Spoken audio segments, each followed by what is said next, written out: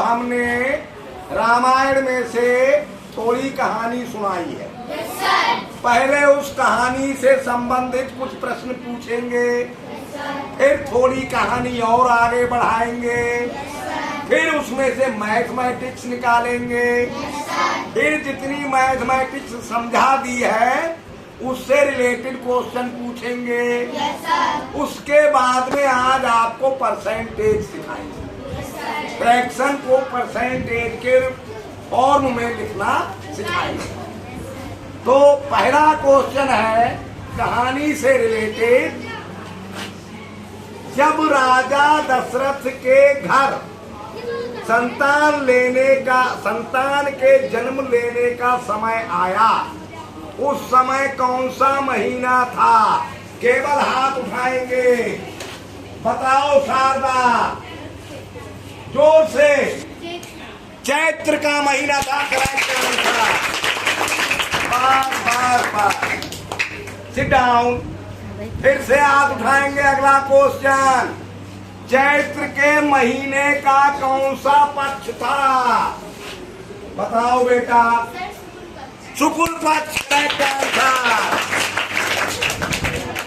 Next question, शुक्ल पक्ष की कौन सी तिथि थी?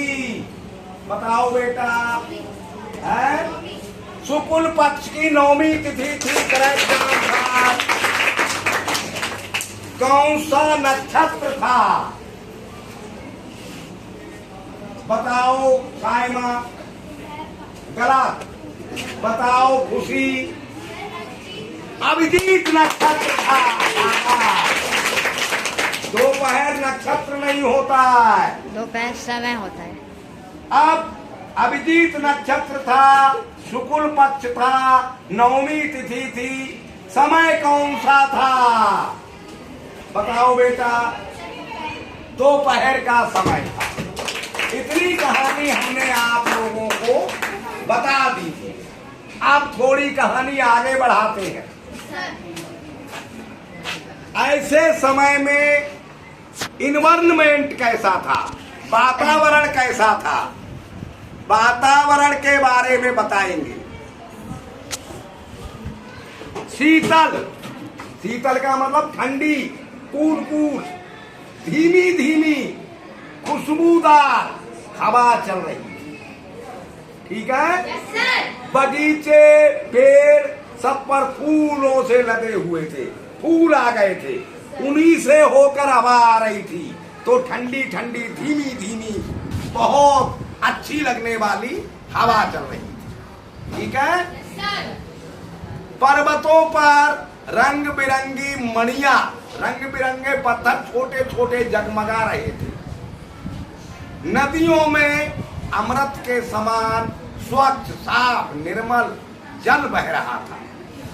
ऐसा माहौल देखकर, ऐसा वातावरण देखकर ब्रह्मा जी और सभी देवता अपने अपने विमानों में बैठकर अयोध्या आ गए और अयोध्या में राजा दशरथ के महल के ऊपर विमानों से फूलों की वर्षा कर रहे थे।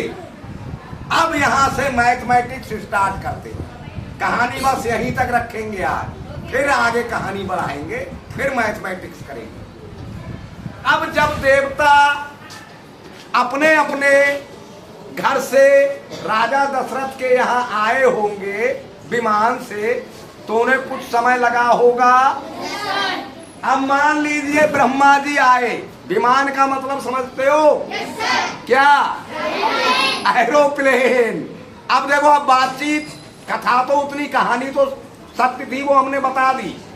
अब जो सवाल बनेंगे वो मनमानी बनेंगे, वो लिखे हुए नहीं है, वो कहानी में नहीं है, वो अपनी मर्जी से बनाएंगे मैथ समझने के लिए।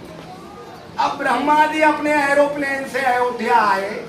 अयोध्या राजा दशरथ के महल के ऊपर फूलों की बारिश कर रहे थे, तो कुछ समय लगा होगा उन्हें, या नहीं? मान लो उन्हें 3 मिनट का समय लगा, 3 मिनट लगे ब्रह्मा जी को आने में।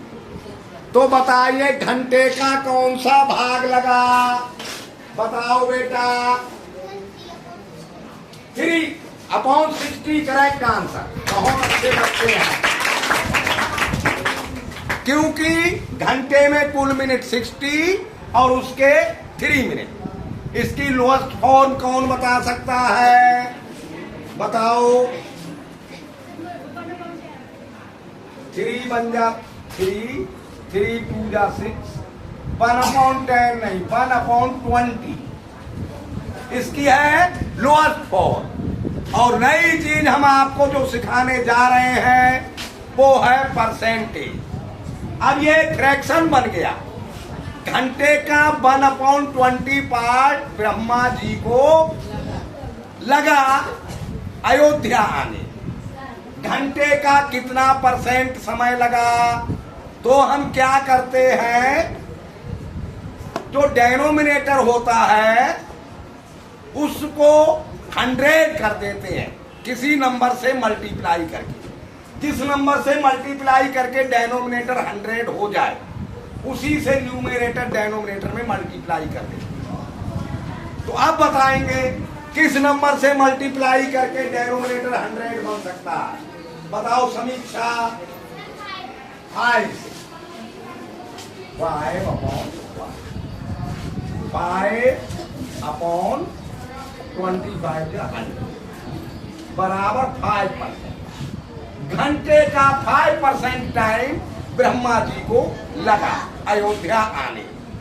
समझ गए बच्चे? Yes sir. फ्रैक्शन बनाना भी समझ गए, Yes, फिर sir. फ्रैक्शन को परसेंट में चेंज करना भी समझ गए। Yes sir. अब मान लीजिए इंद्रदेव भी आए, वो भी अपने एरोप्लेन से आए। उनको आने में अगर 6 मिनट का टाइम लगा हो तो घंटे का कौन सा भाग लगा? बताओ। Wrong answer 6/60। अब इसकी लोएस्ट फॉर्म क्या होगी? बताओ बेटा। सर 6 1/10 बोलो। 1/10 हाँ 1/10 जो 6 बन जा 6, 6 10 जा 6, 1/10। शाबाश। नेक्स्ट। अब इसे परसेंट में चेंज करना है। कैसे करेंगे? कितने से? रॉन्ग। और हाथ खड़े करो, बताओ सत्यम झा। 10 से करेंगे तब 100 बनेगा। बराबर 10/100 बराबर 10%। यानी इंद्रदेव को घंटे का 10% समय लगा। समझ गए? अब यस सर। अब अग्निदेव भी आए। अग्निदेव को आने में 9 मिनट का समय लगा। कौन बताएगा घंटे का कौन सा पार्ट लगा? बताओ बेटा। 9/60। शाबाश। इसकी लोएस्ट फॉर्म कौन बता सकता है? बताओ देव।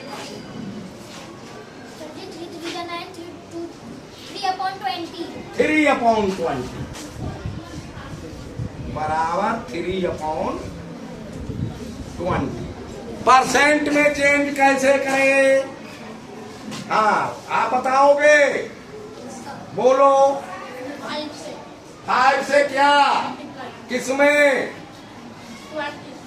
दोनों में, न्यूमरेटर और बराबर 15/100। कितना परसेंट समय खर्च हुआ? 15%। परसेंट भी समझ गए, यस सर। फ्रैक्शन भी समझ गए। Yes sir. कल आगे बढ़ेंगे।